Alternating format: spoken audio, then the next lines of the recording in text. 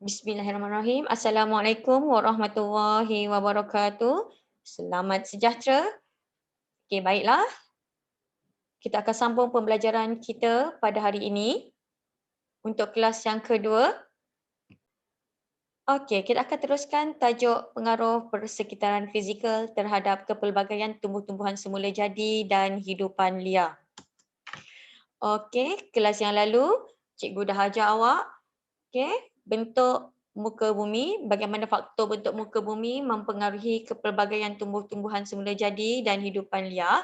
Okey, jadi untuk hari ini cikgu akan ajar awak faktor tanih dan faktor saliran.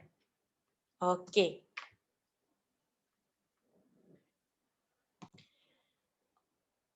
Baiklah, ini adalah objektif pembelajaran kita pada hari ini. So, di akhir PDPR ini, murid akan dapat menghuraikan 3 faktor tanih yang mempengaruhi kepelbagaian tumbuhan semula jadi. Yang kedua, menjelaskan 2 faktor saliran yang mempengaruhi kepelbagaian tumbuhan semula jadi. Okey, ini adalah 2 objektif pembelajaran kita hari ini. Okey, faktor yang pertama adalah faktor tanah. Faktor tanih.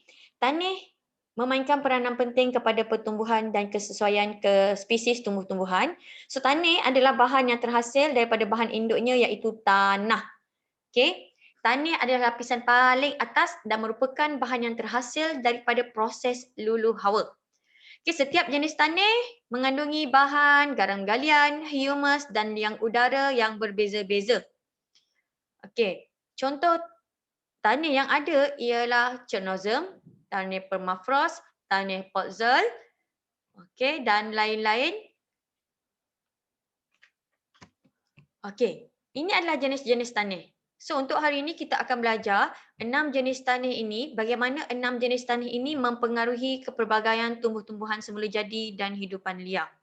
Okey, ini adalah contoh tanih Iridisol. Ini adalah jenis tanih permafrost. Ini adalah jenis tanih Potzel. Ini adalah jenis tanih Lotosol. Dan ini adalah jenis tanih Chernozem. Dan ini adalah jenis tanih Terra Rosa. Okey, seterusnya. Kita lihat. Okey. Bagaimana tanih ini mempengaruhi kepelbagaian tumbuh-tumbuhan semula jadi? Yang pertama, tanih Chernozem. Tanih Chernozem ni dia adalah tanih hitam. Okey, tanah hitam yang terdapat di padang rumput yang mengalami iklim stik. Okey, tanih ini sesuai untuk pertumbuhan pokok renek seperti rumput dan pokok-pokok bunga. Okey, seterusnya tanih kedua ini adalah tanih permafrost. Tanih ini adalah tanih beku, sejuk dan kurang subur. So, senang je nak ingat. Awak ingat frost, awak boleh ingat beku.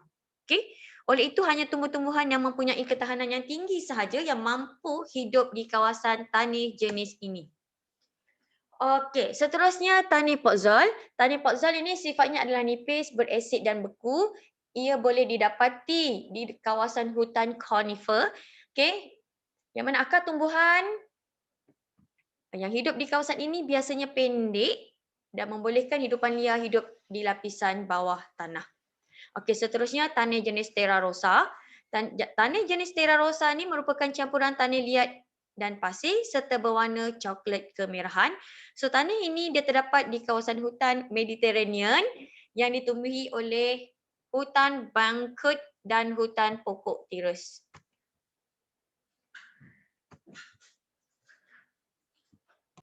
Okey, seterusnya tanih Iridisol.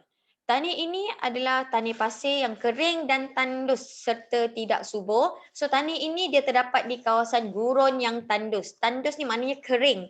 Okey, so kawasan gurun ni adalah kawasan yang panas. Okey, jadi tumbuh-tumbuhan semula jadi yang nak hidup dekat kawasan ni dia perlu ada kakar yang panjang untuk menyerap air. Okey, disebabkan oleh tanih dia tandus. Okey, seterusnya tanih Letosol. Tanih ini didapati di iklim khatulistiwa, macam Malaysia. Ia bersifat lembap, berpasir dan juga liat. Oleh itu, tanih ini sangat sesuai untuk pertumbuhan pokok-pokok besar kerana tanihnya agak lembut.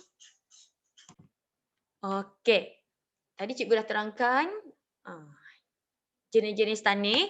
Okey, untuk tugasan awak, cikgu nak awak buat, okey, dan lengkapkan jadual ini, okey, iaitu jadual faktor tanih mempengaruhi kepelbagaian tumbuhan semula jadi dan hidupan liar. Cikgu nak awak kena pasti. Okey, ini cikgu dah bagi satu contoh. Contoh jenis tanih Chernozem. Tumbuhan semula jadi yang hidup di kawasan tanih ini adalah rumput-rumput, bunga-bungaan dan tumbuhan renik. Okey. Dan contoh hidupan liar dia adalah bobcat.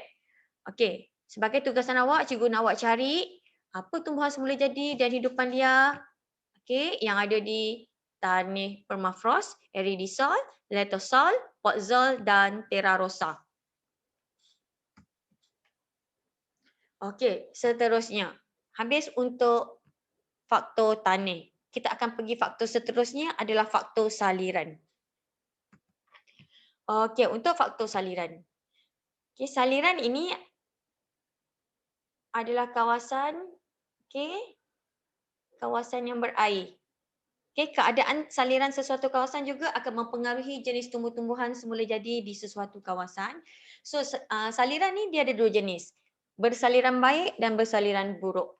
Kalau kawasan itu bersaliran baik, bermaksud kawasan itu tidak menampung air. Manakala kalau kawasan itu bersaliran buruk, kawasan itu adalah kawasan yang menakung air. Okey, ini adalah contoh kawasan saliran baik dan ini adalah contoh kawasan yang bersaliran buruk. Okey, kawasan yang bersaliran baik ini biasanya dia terdapat di kawasan yang beralun, berbukit dan di kawasan tanah pamah. Kawasan yang bersaliran baik sangat sesuai untuk pelbagai jenis hutan seperti hutan khatulistiwa, hutan conifer dan hutan Mediterranean. Okay, manakala kawasan buruk pula, dia terdapat di sekitar kawasan paya, tasik dan kawasan pinggir laut. Di mana kawasan ini sesuai didiami oleh tumbuh-tumbuhan yang memerlukan sumber air yang banyak. Okey, seterusnya. Sebagai tugasan awak, cikgu nak awak bina lagi jadual. Okey, jadual faktor saliran mempengaruhi kepelbagaian tumbuhan semula jadi dan hidupan liar. So, cikgu nak awak cari. Okey, contoh kawasan bersaliran baik, lokasi dia tadi kawasan curun bukit, kawasan beralun dan kawasan tanah pamah. Jadi cikgu nak awak kena pasti apa tumbuhan semula jadi yang ada di kawasan bersaliran baik. Okey, dan apa hidupan liar yang ada di kawasan bersaliran baik ini. Okey, seterusnya bagaimana kawasan bersaliran buruk ini mempengaruhi tumbuh-tumbuhan semula jadi. Okey, cikgu nak awak kena pasti apa tumbuh-tumbuhan semula jadi yang ada di kawasan bersaliran buruk dan apa hidupan liar yang ada di kawasan saliran buruk. So, cikgu harap awak dapat salin dan lengkapkan jadual-jadual dalam buku nota geografi. Okey, sekiranya awak ada masalah, awak boleh private message cikgu. Okey, untuk pengajaran dan pembelajaran ini, awak boleh buat bila-bila masa. Yang penting buat dan yang penting awak belajar ikut kesesuaian masa awak masing-masing. Okey, so semoga kita jumpa lagi pada kelas akan datang. Terima kasih. Selamat belajar.